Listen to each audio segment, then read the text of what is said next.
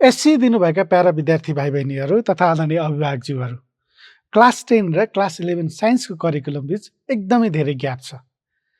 Class 11 मा science पढ्ने यदि सोचिरहनु भएको छ भने यो बाँकी रहेको जुन खाली टाइम छ त्यसमा तपाईँहरूले बेस बनाउन सक्नुहुन्छ, जसले गर्दा त्यो ग्याप चाहिँ फिल हुन सक्छ।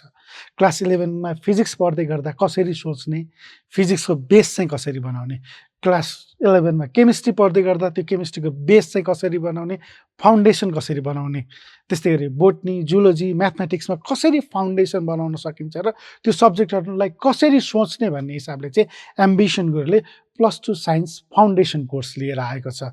यो ब्रिज कोर्स होइन, यो इन्ट्रान्स प्रिपरेसन पनि होइन।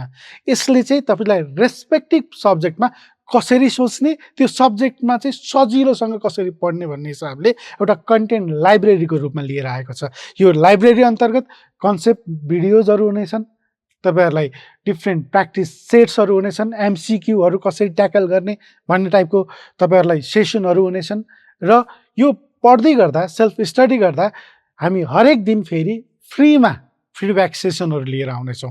जो चाहिँ यो कोर्समा इनरोल हुनुहुन्छ उहाँहरूलाई हामीले फ्रीमा यो फिडब्याक सेसनहरू हरेक दिन लिएर आउनेछौँ।